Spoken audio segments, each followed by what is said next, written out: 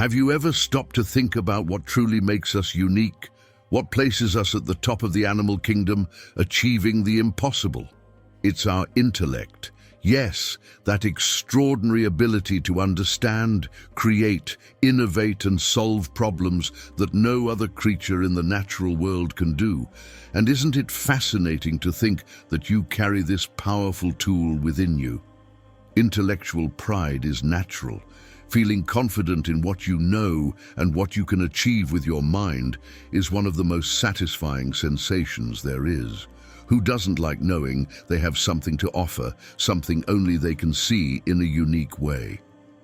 Knowledge gives us power, opens doors, and helps us evolve. But here's an important thought. What happens when our intellect turns into a trap? Healthy pride can easily become a wall that separates us from others when we use knowledge as a way to place ourselves above them. Have you ever felt superior in a conversation? Or maybe you've felt the other side, the discomfort of being diminished. Showing our intellectual superiority can breed resentment. It can distance us. And believe me, we've all been there, both as the one looking down from above and as the one feeling small due to a comment or attitude. It's a fine line, isn't it?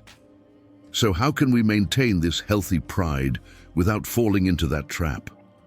The answer lies in humility and sharing. True intellect stands out not when it seeks to prove something, but when it's used to grow together. Think of the greatest names in science, philosophy, and art. They didn't just shine alone, they inspired, taught, and connected. Now a question for you. What do you do with your knowledge? Do you keep it to yourself, use it as a tool for comparison, or do you share it, help others, and teach? Share your experience in the comments. I'd love to know how you deal with this in your daily life. After all, each perspective helps us understand better how we can grow together. Life gives us many opportunities to use our intellect to build, to unite, to make a difference in the world and in the lives around us. And the truth is, the most beautiful intellectual pride is the one that doesn't seek applause but results. Because in the end, what really matters is the impact you make with what you know. So let's reflect on this together. Let's be proud of what we know, but above all, let's use that knowledge to build bridges, not barriers. Because being smart isn't about being the best, it's about making the world a better place for everyone.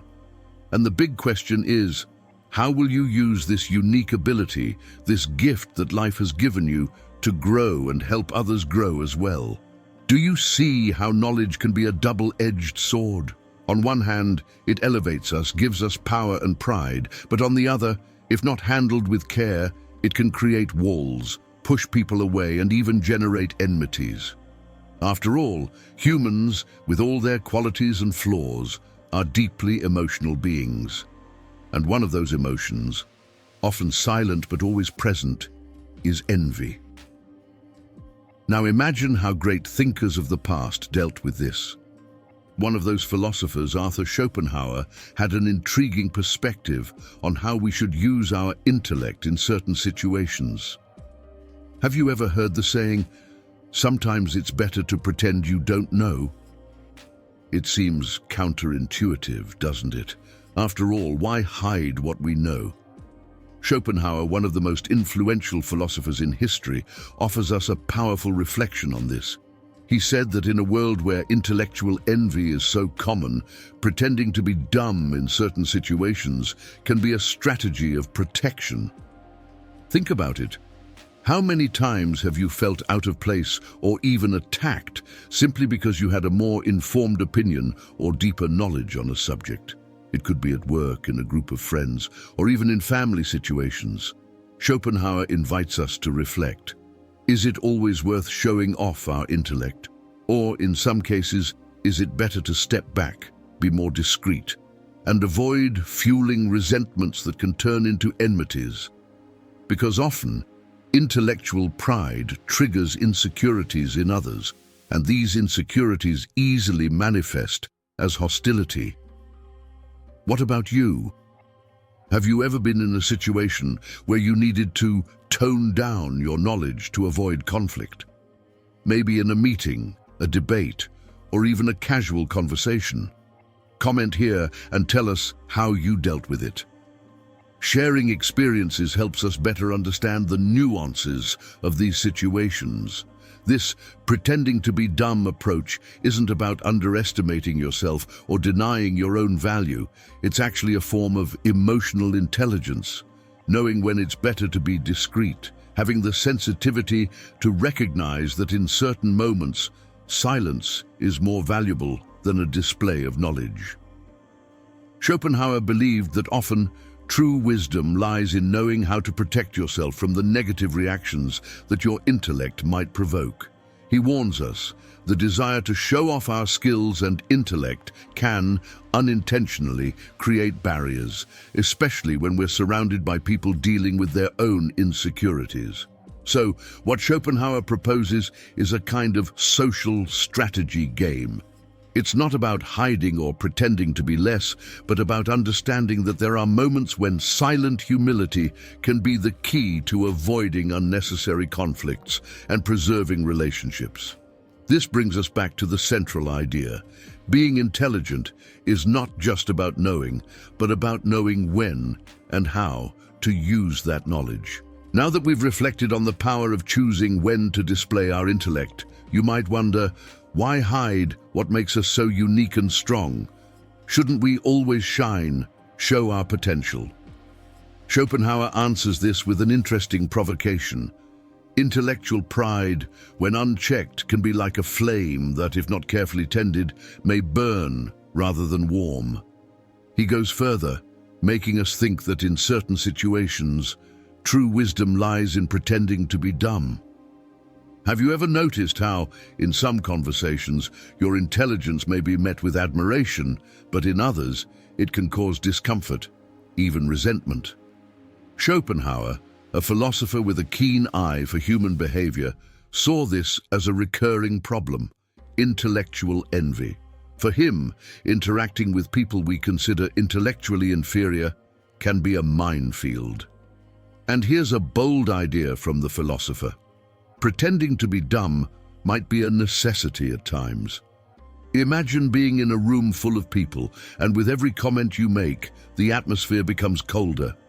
Not because you're wrong or what you said isn't relevant, but because showing superior intelligence can, without you realizing it, spark feelings of inferiority or resentment in others. It's as if your mind, by shining too brightly, dims the light of those around you, and that creates discomfort. Schopenhauer compares this dynamic to the pursuit of physical warmth. When we're cold, we draw near to the fire, right? He argues that, similarly, humans seek the sensation of superiority. We like to feel that we are important, that we are intelligent. However, when someone around us stands out too much, this warmth turns into something suffocating. And what happens then? Resentment emerges. Now think of a situation in your life where this might have happened. Perhaps in a work meeting, where your ideas, though correct, were poorly received. Or maybe among friends, where a comment of yours created discomfort instead of connection. These situations make us question, is it always worth showing what we know? Pretending to be dumb doesn't mean giving up your intelligence or your value. It's actually a strategic move to preserve relationships, avoid unnecessary tensions, and often to protect yourself. Because by holding back a little of what you know, you're not diminishing your worth, but consciously choosing when it's wiser to stand out or not. So, where does this apply in your life?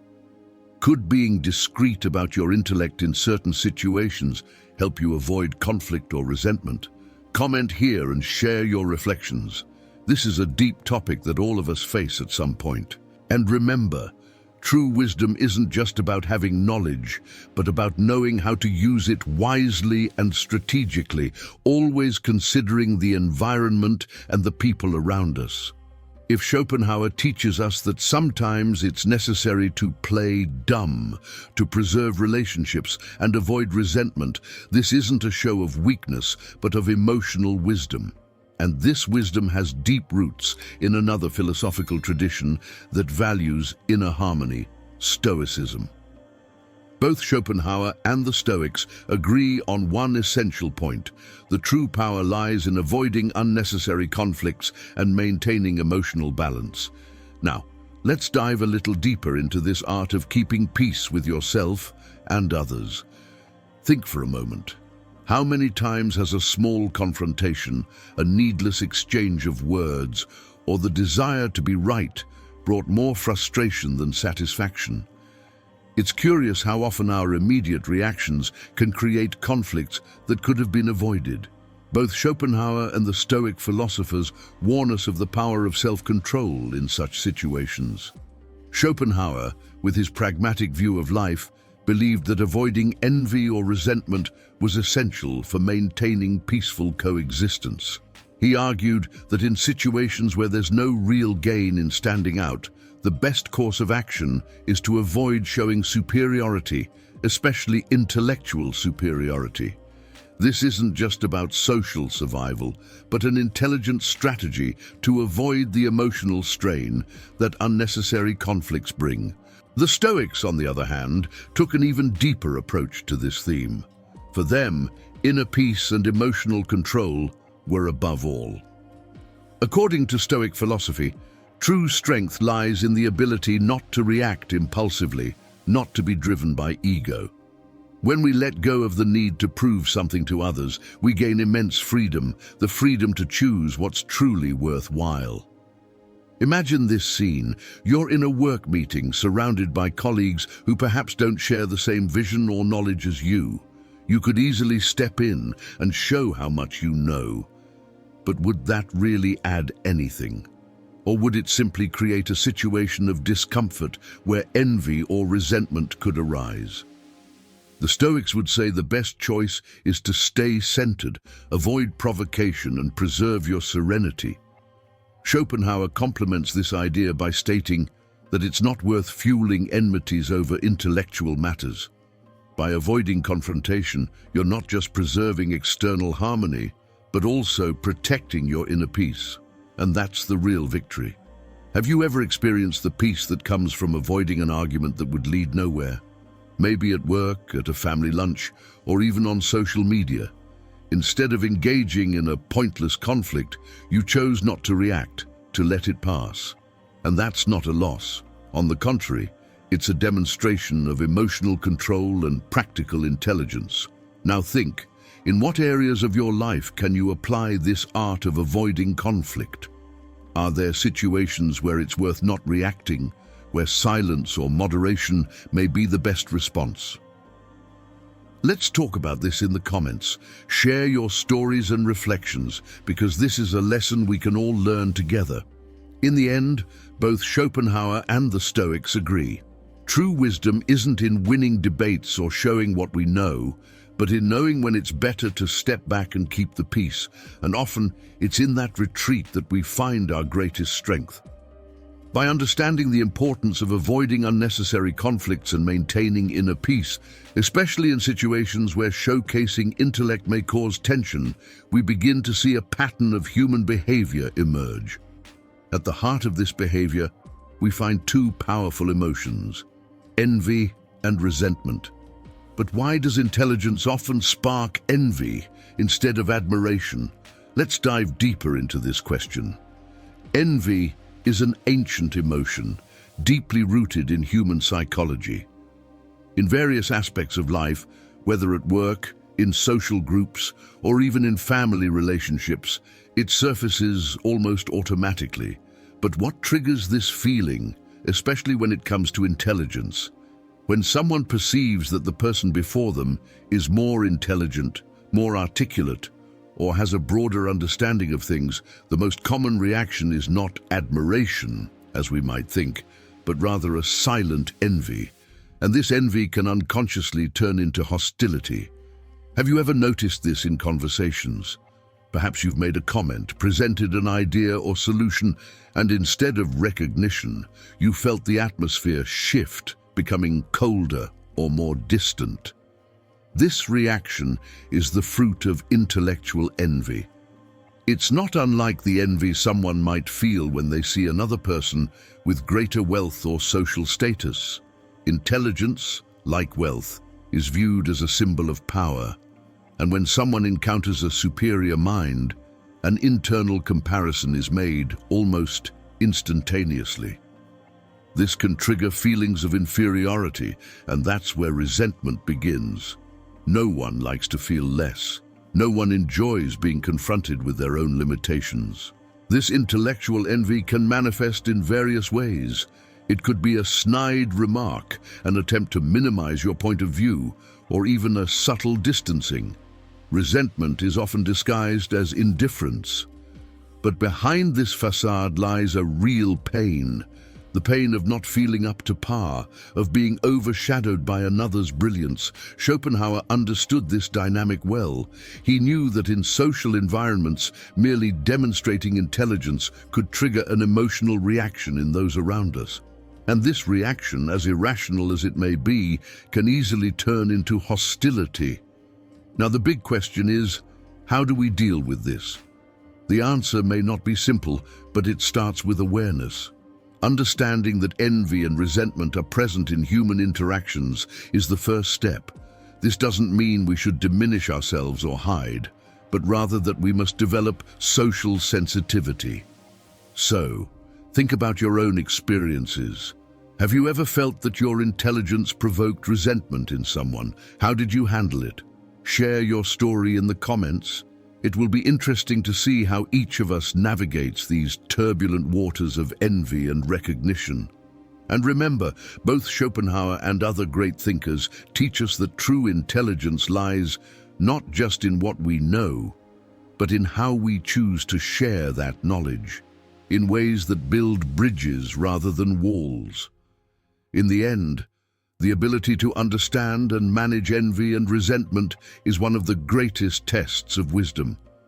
So far, we've explored how Schopenhauer warns us of the dangers of intellectual envy and how pretending to be less in certain situations can help avoid conflicts. But he wasn't the only one to recognize this social truth. Another great thinker who offers similar advice is Balthasar Gracian, a master of subtlety and social strategy. Let's see what Gracian can teach us about navigating the complexities of human relationships. Balthasar Gracian, a 17th century Spanish philosopher and writer, had a perspective much like Schopenhauer's when it came to social interactions. He too understood that displaying intellectual superiority often creates more problems than solutions. However, Gracian adds an even more strategic layer to the issue. He advises us to wear the skin of the simplest of animals to be well received. What does this mean? Gracian believed that to successfully navigate social interactions, it's often better to appear simpler than we really are. He suggested that in environments where competitiveness and ego are constant, intelligence can become a threat to others. And when we present ourselves as more approachable, more humble, or even in a way less intelligent, we create a safer, more harmonious space around us. It's almost like a form of social camouflage. By choosing to appear simpler, we're not denying our abilities, but rather adjusting our presentation to the environment, protecting ourselves from potential hostilities and envy. This kind of strategic disguise allows us to preserve our relationships without losing our essence. Think for a moment. How many times have you felt the need to dim your light to maintain harmony in a group? Maybe you were in a situation where showing your full potential could have caused discomfort or even distance. Gracian would understand perfectly. He knew that often the wisest path is discretion. This strategy, like Schopenhauer's, is not an invitation to mediocrity, but rather a way to maintain peace and avoid envy. The wisdom here lies not in permanently hiding what you know, but in knowing when and where it's appropriate to show what you're truly capable of. Gracian saw this approach as an art, the art of knowing how to adapt to the world around us without losing control of ourselves. Social camouflage to him is a form of power, because those who know how to mold themselves to situations also know how to avoid them when necessary. What about you? Have you ever had to wear the skin of the simplest of animals to maintain peace in a social situation? How did that experience go? Share it in the comments. I'd love to hear how you apply this strategy in your daily life. In the end, both Schopenhauer and Gracian teach us something fundamental. Intelligence isn't just about what we know, but how we choose to show or not show what we know. And perhaps the true wisdom lies in realizing that sometimes strategic simplicity can take us further than an overt display of power. As we explore the ideas of Schopenhauer and Gracian, we notice a constant theme. True wisdom is not just about what we know, but how we choose to act with that knowledge. Discretion, whether by feigning simplicity or choosing the right moments to speak, is one of the pillars of a balanced life. This brings us to an essential Stoic principle that perfectly complements these ideas: the wisdom of knowing when to speak and when to remain silent. Have you ever found yourself in a situation where, after a heated conflict or discussion, you wondered, should I have stayed silent? Or perhaps you witnessed a conversation where you knew you could have added something important, but deep down you felt it wasn't the right time to intervene. Stoic philosophers like Seneca and Marcus Aurelius reflected on this often.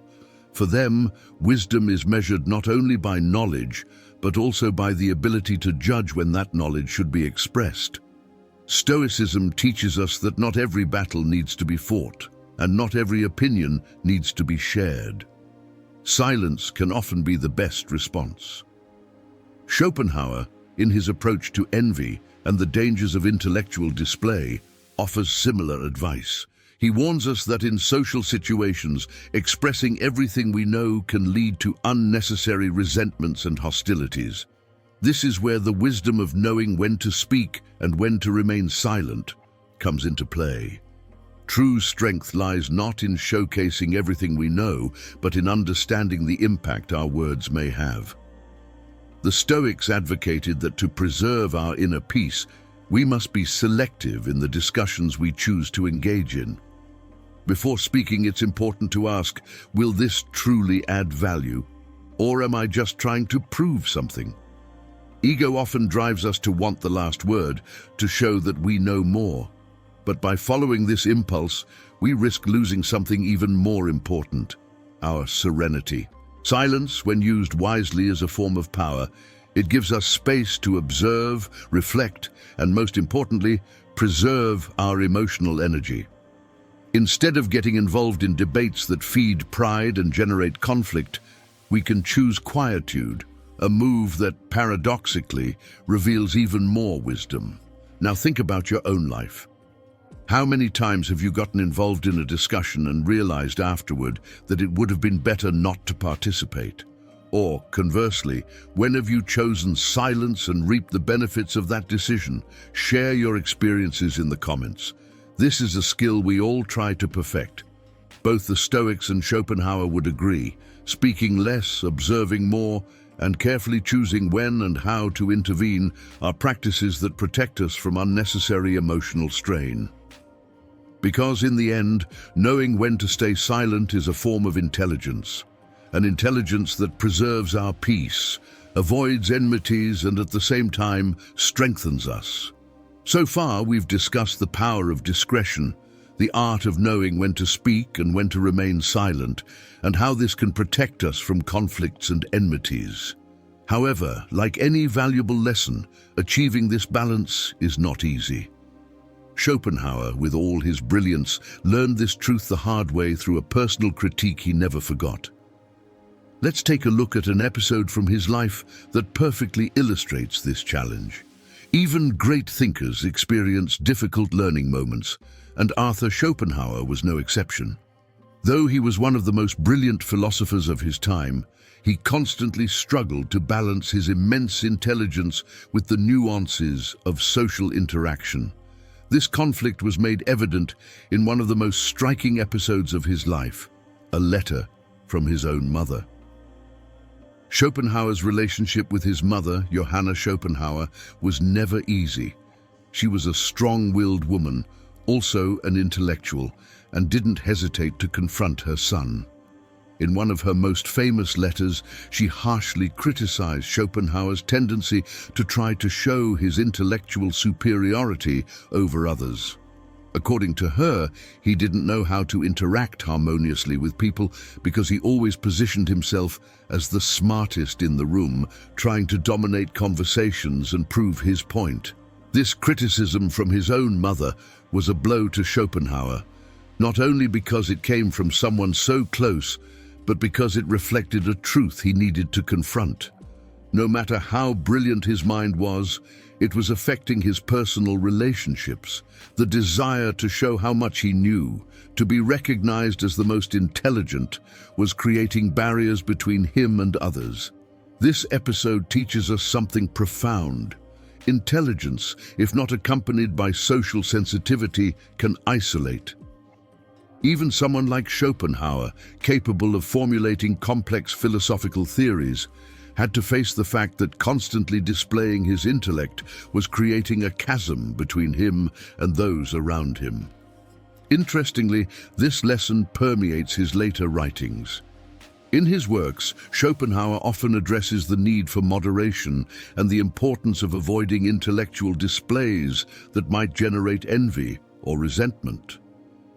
He learned the difficult art of balancing the desire to express his knowledge with the wisdom of adapting to the social environment. And you? Have you ever found yourself in situations where displaying your intelligence wasn't well received? Perhaps, like Schopenhauer, you've realized that in certain moments it's wiser not to show everything you know. If you have an experience like this, share it in the comments. These moments of reflection can be valuable for everyone. In the end, Schopenhauer's story shows us that being intelligent isn't just about knowledge, but about understanding the context in which that knowledge is shared. Knowing when to shine and when to hold back is a skill that only develops over time, and sometimes through difficult but necessary criticism. Schopenhauer's journey toward wisdom has led us to understand how he learned, often painfully, the importance of balancing intelligence with social interaction. But this idea of playing dumb goes beyond personal interactions. It extends to the social and political world, where mediocrity often reigns and true merit takes time to be recognized. Let's explore how Schopenhauer applied this strategy in larger contexts. Schopenhauer's view on the need to play dumb doesn't just apply to personal conversations or everyday interactions. He also saw this strategy as a powerful tool in social, academic, and political contexts, where mediocrity is often more accepted than true brilliance. In many situations, real merit takes time to be recognized, especially when confronted with environments dominated by the politics of the status quo. Schopenhauer observed that in fields where appearances matter more than substance, the most talented individuals can be seen as threats. Displaying superiority in an environment where mediocrity prevails can isolate an individual, making them a target of intrigue or marginalization. Consider, for example, the political arena. The art of playing dumb can be crucial for navigating this treacherous landscape.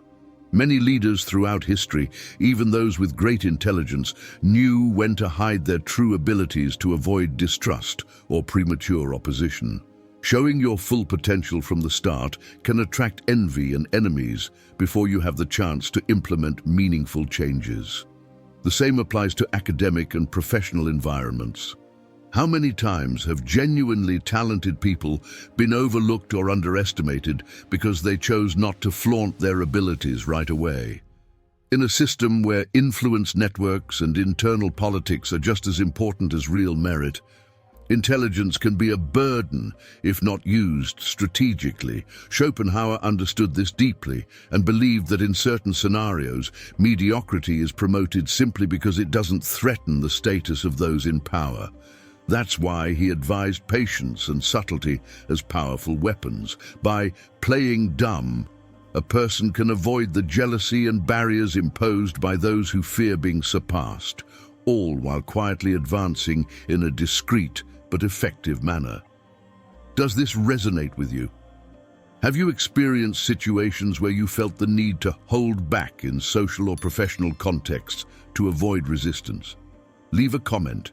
Your perspective can enrich this discussion and help others navigate these situations. Oh, and don't forget to hit the like button. Your participation here helps this message reach many more people. In the end, Schopenhauer invites us to reflect on the long road that true merit often has to travel before being recognized. Knowing when to reveal what we're truly capable of can be the difference between acceptance and isolation. The strategy of knowing when to stand out and when to remain discreet isn't a sign of weakness, but of great wisdom.